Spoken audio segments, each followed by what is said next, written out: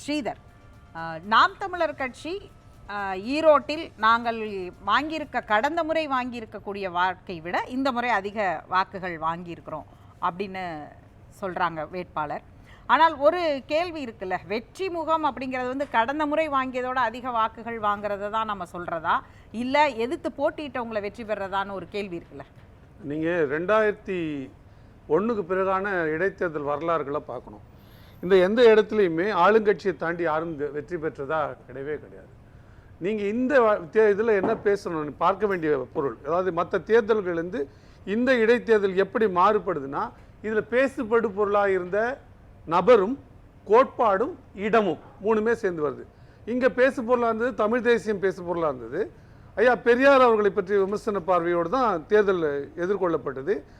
தேர்தல் களமாடக்கூடிய இடம் ஈரோடு, அதாவது பெரியார் அவர்கள் பிறந்த அதே இடத்துல. இங்கே என்ன பேசப்பட்டது, திமுக சேர்ந்தவங்க மற்றவங்க எல்லாரும் பத்திரிகையாளர்கள் என்று நடுநிலையாளர்கள் என்று சொல்லிக்கொண்ட பல பேர் என்ன சொன்னாங்க, நீங்கள் பேசுகிறீங்க, இப்படி பேசுறது பெரிய தாக்கத்தை ஏற்படுத்தும், அடிப்படையில் உங்களுக்கு இருக்கிற வாக்கு வங்கியே அடிப்படும் பாருங்க. அவர்களே சொன்ன எடுத்துக்காட்டு பாருங்க, அவங்க கட்சியிலேருந்து வெளியேறவங்கள சங்கியா மாறிட்டாரு, அதனால நாங்கள் வெளியேறோம்னு சொன்னாங்க. நீங்கள் அடிப்படை வாக்கு வங்கியே போயிடும் என்று பேசப்பட்டது. அப்படி பேசப்பட்ட நிலையில் டெபாசிட் வாங்குவாங்களான்னு முதல்ல பேசியிருந்தவங்க அவங்க வாக்கு வங்கியே போகுன்னு பேசுகிற அளவுக்குலாம் மாற்றி பேசினாங்க. அந்த நிலைமையில் இன்னைக்கு இப்போ இந்த நொடி நம்ம பார்க்குற நேரத்தில் 18 விழுக்காடு உங்களுக்கு தெரியும், 16.76 விழுக்காடு இருந்தால் டெபாசிட் வாங்கிடலாம்.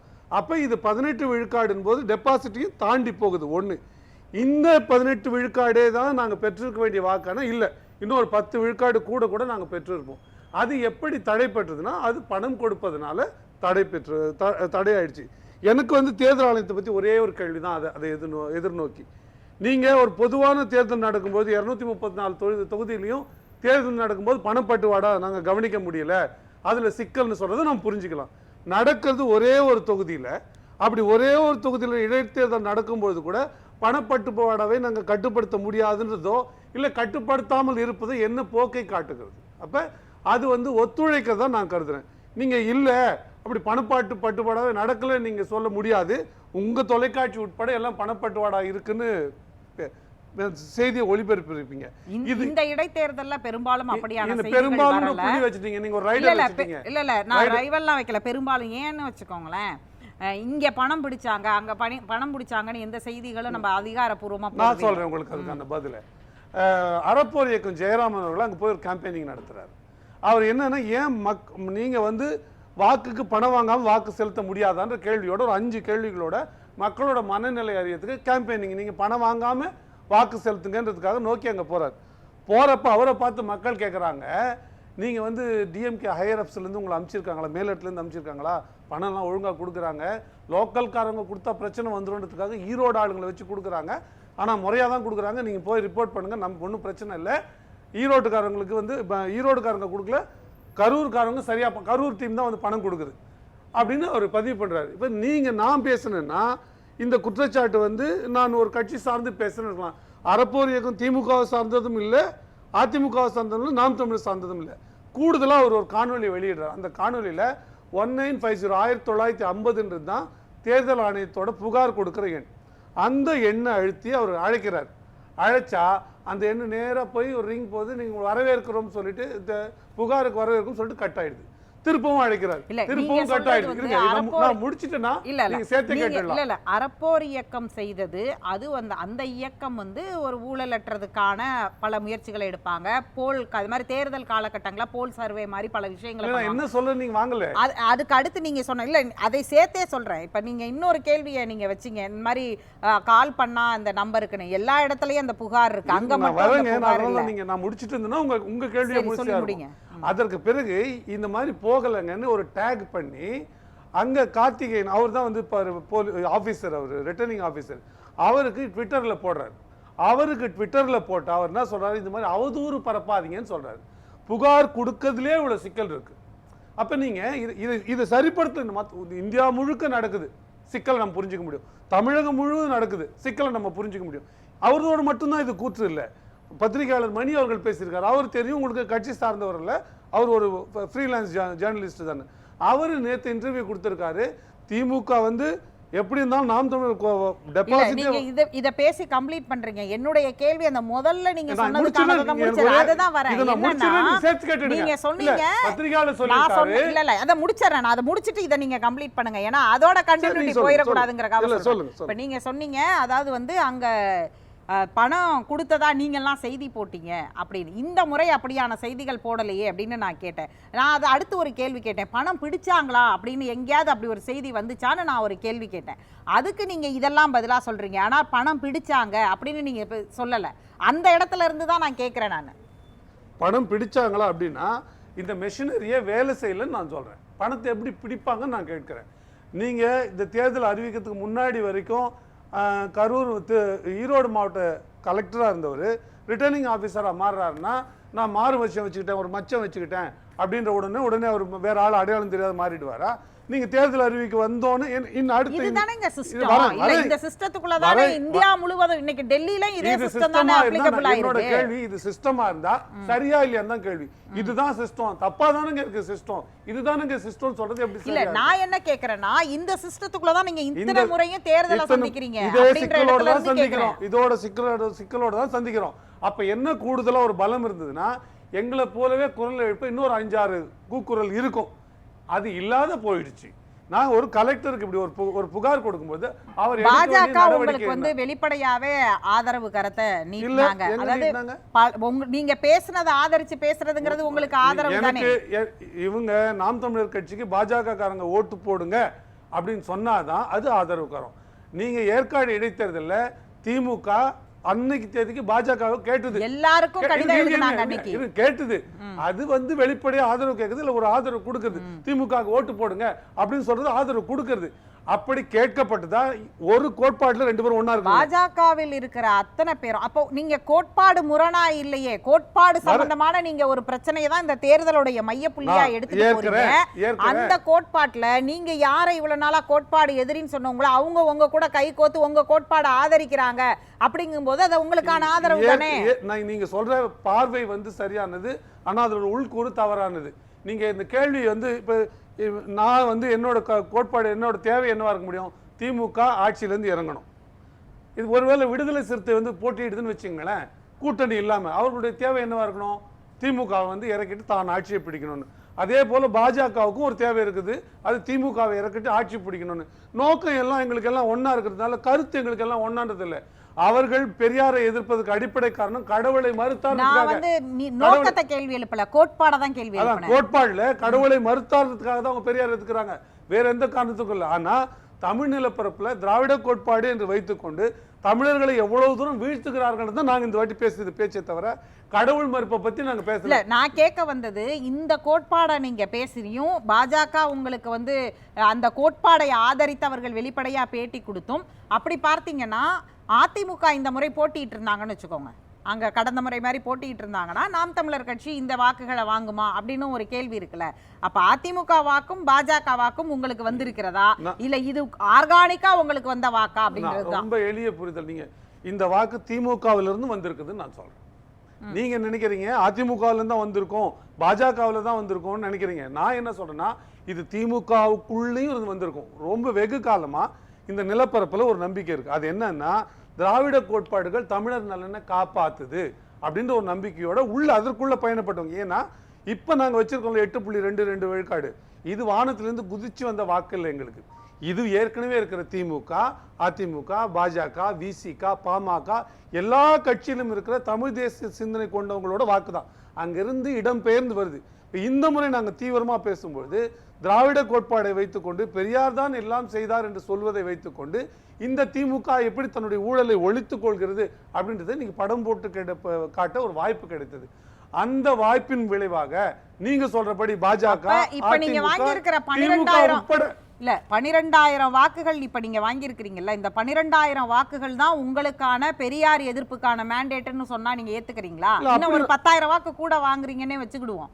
ஒரு தொகுதிக்கான வாக்கு எண்ணிக்கை எவ்வளவு? இல்ல நீங்க சொல்றீங்க இந்த கோட்பாடு வெற்றி பெற்று இருக்கு, நாங்க போய் பேசின விஷயம் தான் ரீச் ஆயிருக்குன்னு சொன்னீங்கன்னா அப்ப 22,000 பேர் தான் மேண்டேட்டா? இருங்க நான் உங்களுக்கு நேரம் தரேன், மதிவான நேரம் தரேன், உங்களுக்கான கவுண்டர் தான் அது. அதுக்கான இதா பார்க்கறீங்களா நீங்க? இது நீங்க பெரியார் எதிர்ப்பு அப்படின்ற பேச்சுக்காக நான் பார்க்கிறேன். இன்னும் கேட்டா பெரியாரை நாங்கள் எதிர்க்கவே இல்லை. நாங்கள் சொல்வது பெரியாரை பற்றி விமர்சன பார்வை. எந்தெந்த இடத்துல எல்லாம் பெரியார் முரண்பட்டு இருக்காரு, எந்தெந்த இடத்துல எல்லாம் அவர் சொன்ன கோட்பாட்டுல இருந்து அவர் விலகி இருக்காரு, எங்க சறுக்கி இருக்காரு, அதை நாங்க சொல்றோம் மக்கள்கிட்ட. மாறா என்ன சொல்றோம்னா, இது தமிழ் தேசியமா இருந்திருந்தா இவ்வளவு பெரிய சிக்கல்களை இந்த நிலம் இந்த 50 ஆண்டு சந்திச்சிருக்காது. அதனால தமிழ் தேசியத்தை நோக்கி நகருங்க கோட்பாட்டு அளவு நாங்க நகர்த்துறோம். அந்த கோட்பாட்டுக்கு இது பெரியார் எங்க இருக்கார் அதை காமிச்சிட்டா போதும். தமிழ் தேசியம் என்ன செய்ய போகுது அதை சொல்லும் போது கிடைக்கிற ஓட்டு நான் பார்க்கல. இல்ல, தமிழ் தேசியத்திற்கு நேர் எதிரான சிந்தனை வந்து பாஜகவுக்கு இருக்கு. அவங்க வந்து நாங்க வந்து தனி தமிழ்நாடு கேட்டீங்கன்னா நீங்க வந்து இந்தியாவை பிரிக்கிறீங்க, ஆன்டி நேஷனல்ஸ்னு சொல்லுவாங்க அவங்க. இல்ல நிச்சயமா அண்ணா கேட்டாரா? தனி தமிழ்நாடு அண்ணா கேட்டாரா? திராவிட நாடு கேட்டவங்க தொடர்ந்து கேட்டார்களா? ஒரு கட்டமைப்புக்குள்ள வந்த பிறகு அதற்கான சூழல் ஏற்படுகிற வரைக்கும் நம்ம அதை பேச முடியாத சட்ட சிக்கல் இருக்கா இல்லையா? அதை நம்ம தேர்தல் அரசியல் இருந்து கேட்க முடியுமா? அப்படி இருந்தா ஒரு கட்சியோட அங்கீகாரம் இருக்குமா? இதுல இருக்க சிக்கல் நீங்க என்ன மடக்கதான் நினைச்சு கேக்குறீங்கல்ல, அந்த கேள்விக்கான ஆழம் உங்களுக்கு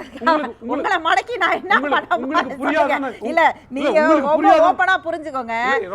உங்களுக்கு கவுண்டர் நரேஷன் வைக்கிறதல்ல, பாஜக இப்படியான ஒரு புரிதலோட இருக்கே. பெரியார் எதிர்ப்பு கோட்பாடுல வந்து உங்களை ஆதரிச்சவங்க நாளைக்கு நீங்க தமிழ் தேசியம் தனித்துவம்னு பேசுறீங்க. காங்கிரஸ் இருந்தப்போ இது போல பேசிவிட முடியுமான்னு கேட்கிறேன். தனிநாடை திமுக கேட்டதான் நான் கேட்கிறேன். திராவிட கட்சிகள் தனிநாடு கேட்டுதான் கேட்டீங்க. அப்ப சுதந்திரத்துக்கு முன்னாடி இந்த கதை சொல்ல வேண்டாம், அந்த சூழல் எனக்கு வேண்டாம். ஏன் கேட்க முடியாது? ஏன் அண்ணாதுரை அவர்கள் அதை கைவிட்டார்? அதனுடைய காரணங்கள் அப்படியே இருக்குதுன்னு சொன்னார்ல, இப்பவும் சொல்றேன் அதனுடைய காரணங்கள் அப்படியே இருக்கு.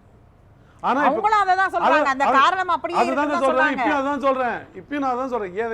அதுக்கான காலம் வரும். அதுக்கான காலம் வரைக்கும் இந்த அமைப்புக்குள்ள உட்பட்டு என்ன வேலை செய்ய முடியுமோ அந்த வேலையை நிறைவா செய்யும். மதிவாணன், நீங்க குறுக்கிட்டீங்க. இல்ல, இப்போ ஸ்ரீதர் பொறுத்த வரைக்கும் என்னன்னா, தேர்தல்னா என்ன, பிஎல்ஏ என்ன, பிஎல்சினா என்ன, வாக்குனா என்ன, எதுவுமே இல்லாம அவர் பாட்டு ஒரு கட்டத்துல பேசிட்டு இருக்காரு. அவர் என்ன பொறுத்த வரைக்கும் கடந்த தேர்தலை விட இந்த தேர்தல் வந்து ஓட்டு கம்மியா வாங்குறாங்க உணர மாட்டாரு. கடந்த தேர்தல்ல எத்தனை முனை போட்டியா இருந்தது, அதுல எத்தனை சதவீத ஓட்டு பதிவானது, அதுல அவங்க எத்தனை சதவீத ஓட்டு வாங்குறாங்கன்றத முதல்ல கணக்கு போட்டு பார்க்கணும். அதை கடந்து போயிட்டு நீங்க பெரியார் மண்ணில வந்துட்டு நீங்க பெரியார் பேசுனது அண்ணா பேசுனதுன்னு பேசுனா நான் கேக்குறேன், அப்ப சீமான் நேத்து பேசுனது இன்னைக்கு பேசுறாரா? அப்ப அன்னைக்கு பேசுனதெல்லாம் அப்படியே எடுத்து வச்சு பேசலாமா இன்னைக்கு? அதுக்கு தயாரா இருக்காரா? நான் அததாங்க சொல்றேன், கைவிட்டாருன்னு தான் சொல்றேன். நீங்க சொல்றது அண்ணா கைவிட்டாருன்னு தான் பேசலன்னு தான் நான் சொல்றேன். அதே நீங்க எனக்கு சொன்னா எப்படி? நீங்க சொன்னதான் சொல்றேன், நான் மாற்றி சொல்லல. 2 நிமிஷம். அதாவது நீங்க பேசுறதெல்லாம் பாத்தீங்கன்னா ஒரு பொது வெளியில நாகரிகமா எந்த தலைவர்ல நீங்க பேசிருக்கீங்களா? ஒரு டிவி விவாத நிகழ்ச்சியில வந்து எனக்கு இது பதில் கொடுக்கிறது ரொம்ப சுலபங்க. இது பொருள் இல்ல, இது இன்னைக்கு வாக்குவதி பத்தி பேசுறோம். இதுக்கு நான் அப்புறம் பேசுறேன். இல்ல மதிவாணன், இப்ப நீங்க சொல்றது வந்து சித்தாந்த ரீதியாக அவர்கள் இந்த வாக்கை பெற்றிருக்கிறாங்கிறதற்கான கவுண்டருக்கும் அவங்க தலைவர் பேசினதுக்கான கவுண்டருக்கும் நிறைய வித்தியாசம். என்னுடைய கேள்வியானது, நாங்க தமிழ் தேசியத்தை திராவிடத்தினால தமிழ் வளர்ந்திருக்குது, தமிழர்கள் வளர்ந்திருக்கிறாங்கிற கோட்பாட நாங்க வந்து உடைச்சதுனால கிடைச்ச வாக்குங்கிறாரு. அது அதுதான் அவர் நம்பிக்கிட்டு இருக்காரு. அது இல்லன்றத நான் சொல்றேன். அது எப்படின்னு சொல்லுங்க. எத்தனை சதவீதம் போலிங்க இப்ப அதே மாதிரி போட்டி வந்திருந்தா அவங்க வாங்குற ஓட்டு அன்னைக்கு வாங்குற பாதி கூட வாங்கிருக்க மாட்டாங்க. இதான் நிதர்சனமான உண்மை. நீங்க இன்னைக்கு பெரியாரை பத்தி பேச வேண்டிய அவசியம் முதல்ல உங்களுக்கு நேரம் தரேன். அவருக்கு உங்கள் கருத்துக்கு கவுண்டர் கொடுத்து முடிச்சு நீங்க சொல்லுங்க. நான் இடையூறு பண்ணல. இல்ல, அவர் பேசிரட்டும், அப்புறம் நீங்க பேசுங்க. இருங்க ஒரு நிமிஷம் இருங்க. நீங்க வந்து அமைதியா கேளுங்க. நீங்க பேசும்போது அமைதியா கேளுங்க. நான் பேசும்போது நீங்க சரிதான். அதாவது மன்னிக்கணும் ஒரே ஒரு நிமிஷம் இதையும் வாங்கிட்டு சொல்லிடுங்களேன். எப்படி பொதுவெளியில நடந்துக்கணும்ன்றது நம்ம பேசணும். இல்ல நான் பேசிட்டு இருக்கீங்க இன்னைக்கு. இல்ல இதையும் வாங்கிட்டு சொல்லிடுங்க, வேற ஒண்ணும் இல்ல. நீங்க இப்ப நாங்க நின்னா அவ்வளவு வாக்கு வாங்க மாட்டோம்னு சொல்றீங்க. அவர் முடிச்சறவனே நீங்க அந்த கேள்வியை கேளுங்க, அதுக்கு அவர் பதில் சொல்லிடுவார். இல்ல நீ தொடருங்க. திரும்ப சொல்றேன், ஓட்டு அதிகமா ஆகல. அதே மாதிரி சொன்னாரு அவர் என்னன்னா திமுக ஓட்டு கூட வந்திருக்கு. டெபாசிட் வாங்க மாட்டோம்னு சொன்னாங்க, நாங்க டெபாசிட் வாங்கிட்டோம் அப்படின்றாரு. அதுதான் நான் சொல்றேன். எத்தனை முனை போட்டி, எத்தனை பேர் போட்டியிட்டா அதை நம்ம பார்க்கணும்ல. எத்தனை சதவீதம் போலிங்க அதை பார்க்கணுமா இல்லையா? அரசியல்ல அதையே பார்க்காம நான் அதிகமா ஓட்டு வாங்கிட்டேன். அதாவது போட்டி போறது 2 பேரு, நான் 2வது வந்துட்டேன், நான் 2வது போட்டி போடுறது 2 பேர் தான், நான் 2வது வர முடியும் லாஜிக்கா? அப்ப சம்பந்தமே வளர்ந்துட்டேன்னு சொன்னா திராவிடத்தால வளராம யாரால வளர்ந்தாங்க?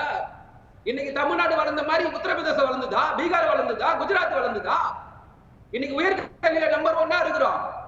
பெண் ஓதுவார்கள் இருக்காங்க, அனைத்து ஆச்சரியாகிறோம். இன்னைக்கு பெண்ணுக்கு சொத்துல சம உரிமை உண்டு, திருமணத்தை அங்கீகரிச்சிருக்கு. திராவிட மன்னம் யார் பண்ணா? இந்தியாவில எந்த மட்டத்துல இதெல்லாம் இருக்கு? மதிவாணன் பேசுவோம். எனக்கு அவர் என்னன்னா, இப்ப நான் தனியா கணக்கு போட்டு பாருங்கன்னு அவர் சொல்றாரு. நான் என்ன சொல்றேன், இந்த கோட்பாடு தான் பேசினேன். இதுல அதிமுக திமுக எல்லாரும் போட்டிருக்காங்கன்னு சொன்னேன். அவர் ஒரு கோட்பாடு கண்டுபிடிச்சார்ல, நான் வாங்க மாட்டேன்ட்டு. எந்த ஃபார்முலால கண்டுபிடிச்சாரு? நான் ஒரு ஒப்பீடு மட்டும் சொல்றேன் கேளுங்க. அம்மையார் ஜெயலலிதா அவர்கள் பை எலெக்ஷன் இருந்தாங்க ஆர்கே நகர்ல. 1,50,000 வாக்கு பதிவாச்சு. அப்ப மகேந்திரன் அவர்கள் கம்யூனிஸ்ட் பார்ட்டியை சேர்ந்த மகேந்திரன் அவர்கள் போட்டிட்டார். 9,760 வாக்கு வாங்கினார். நீங்க அப்ப லீடு என்னன்னு பாருங்க. 9,000. அப்ப இது கோட்பாடு பேசல.